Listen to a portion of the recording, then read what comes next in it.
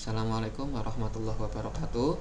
Selamat pagi, selamat datang di kelas perencanaan pajak atau tax planning. Pada pertemuan yang keempat ini, insya Allah kita akan mendiskusikan topik terkait dengan selecting business types dan bagaimana tata cara perencanaan pajak terkait hal tersebut.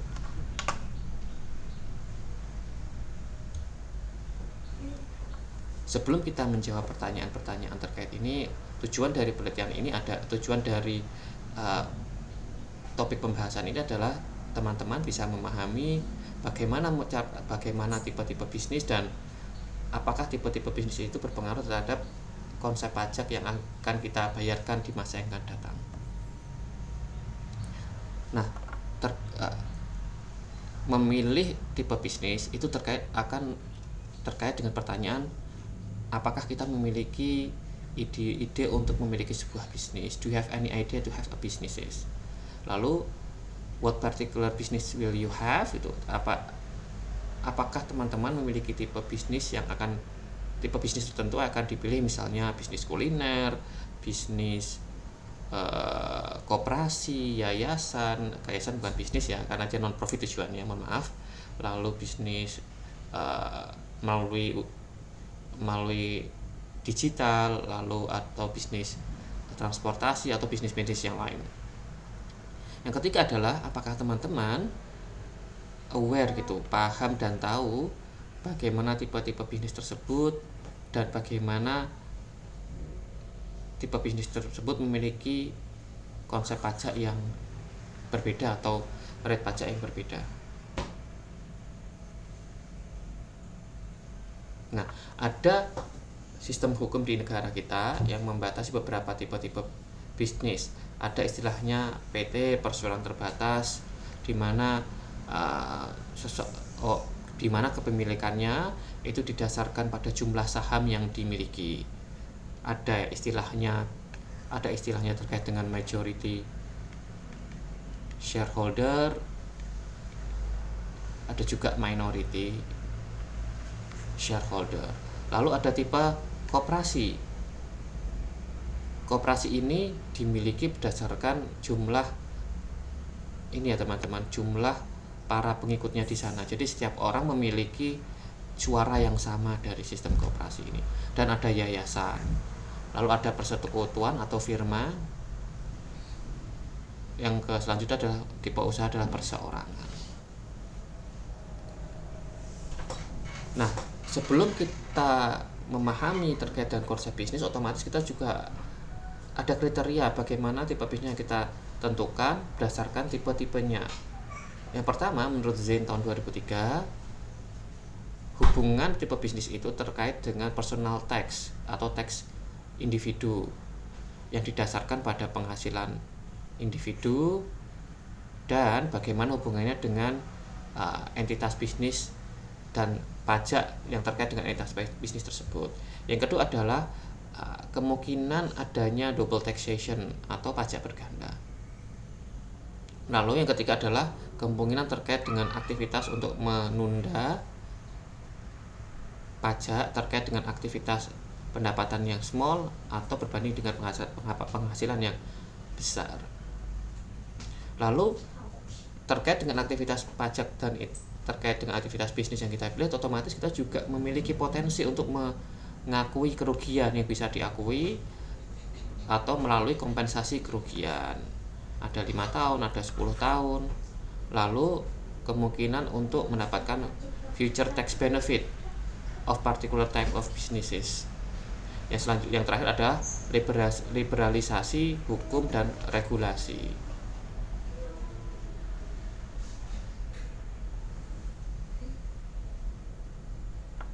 Nah, teman-teman, yang pertama kita membahas terkait dengan PT. PT itu definisinya apa? PT adalah sebuah persekutuan di mana setiap individu kepemilikannya ditujukan dalam bentuk kepemilikan saham. Nah, berbeda dengan PT TBK. PT TBK adalah perusahaan terbatas yang sudah dimiliki publik secara umum melalui perdagangan di pasar modal. Apa dasar hukumnya? Dasar hukumnya ada di Undang-Undang Nomor 40 tahun 2007. bagaimana sistem pembayarnya. Nah, sebelum Undang-Undang Omnibus Law tahun 2020 disahkan, perusahaan membayar pajak sekitar 25%. Lalu setelah Omnibus Law, pajak akan dibayarkan sebesar 22%. Lalu pada 2021 dan 2022 diturun lagi dengan nilai 20% pada tahun 2023. Namun menurut kebijakan yang terbaru, maka penurunan 2% ini akan ditunda gitu sampai nanti akan ada dikeluarkan undang-undang terbaru. Nah, bagaimana sistem pengukurannya? Nah, pengukurannya pajak terkait PPh untuk PT itu atau entitas PT didasarkan pada penghasilan atau laba bersih yang kita dapatkan pada satu periode akuntansi. Nah, lalu yang membedakan terkait CV, firma, dan konsinyasi dengan konsep PT adalah bentuk usahanya berbeda, teman-teman.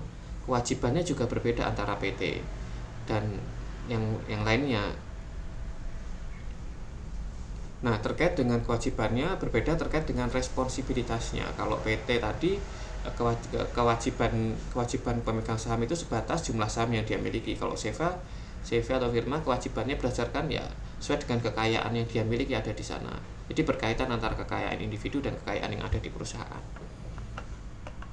Lalu terkait dengan CV atau UMKM, penghasilannya itu dan terkait dengan aktivitas CV itu otomatis pajaknya tetap sama dengan pajak yang ada di PT gitu, dan tidak ada biaya tambahan gitu ketika kita mendistribusi pendapatan kepada pemilik. Berbeda dengan PT di mana ada pajak dividen ya teman-teman. Ada istilahnya pajak dividen. Sedangkan di CV ini seandainya kita mendistribusikan kekayaan tidak ada pajaknya. Lalu bagaimana seandainya kita memiliki personal business itu atau personal business, ya itu tergantung gitu. Bagaimana tipe bisnisnya. Yang pertama, kalau secara individu kita ada kriteria pajak sebesar 5, 15%, 25 dan 30%, dan sekarang ditambahkan menjadi 30%, 35% sesuai dengan rentang pendapatan tertentu. Lalu teman-teman juga harus perhatikan terkait dengan gross tax calculation gitu. Seberapa besar biasanya pemerintah menggunakan berapa persentase kotor atas penjualan yang kita lakukan. Nah, kalau terkait dengan koperasi otomatis kita harus mengacu pada peraturan pemerintah ya teman-teman, dan PPh badan terkait dengan gross sales tadi, mirip dengan berapa persen, 1% atau 0,5% dari penjualan kotor kita. Tipe-tipe koperasi itu ada consumer base, production base, lending base, dan marketing base. Nah, terkait dengan di tanah air kita Indonesia, koperasi mendapatkan insentif terkait dengan aktivitas bisnisnya, di mana mereka dikecualikan terhadap pajak untuk aktivitas grant gitu, hibah, namun tidak terkait dengan jasa atau pekerjaan atau kepemilikan atas aktivitas yang terkait dengan kepemilikannya. Lalu SHU-nya tidak dikenakan PPh pasal 23 dan tidak ada dividen. Lalu tidak ada final tax. Jadi final tax itu tidak dikenakan biaya 0% untuk pendapatan bunga di bawah 240.000 dan 10% di atas 240.000. Lalu tarifnya digunakan tarif SME atau Small and Medium Enterprise. Lalu koperasi juga ada karakteristik khusus teman-teman. Misalnya koperasi dengan lokasi di wilayah tertentu atau dengan tipe industri tertentu. Saat ini koperasi sudah berkembang sangat pesat sekali. Ada koperasi yang sudah terlibat dalam industri konstruksi dan lain sebagainya. Lalu koperasi digunakan pembebasan PPN dan PPNBM. untuk kendaraan ini ya, kendaraan tertentu gitu yang dibeli dengan koperasi, atau kendaraan tertentu yang dibeli oleh koperasi untuk kegiatan transportasi. Nah, lalu terkait dengan industri small cottage. Nah, perlu dipahami teman-teman, ada perbedaan terkait dengan aktivitas non-profit dan profit organization. Bagaimana tata cara pengenaan pajaknya?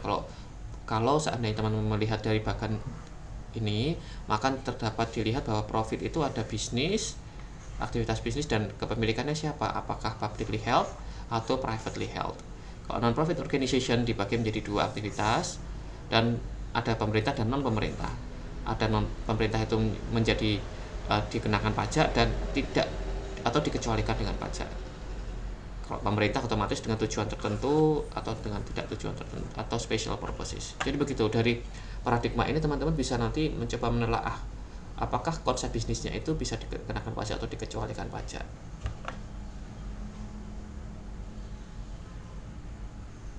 Nah, perbedaan antara konsep bisnis dan non bisnis itu di mana tata cara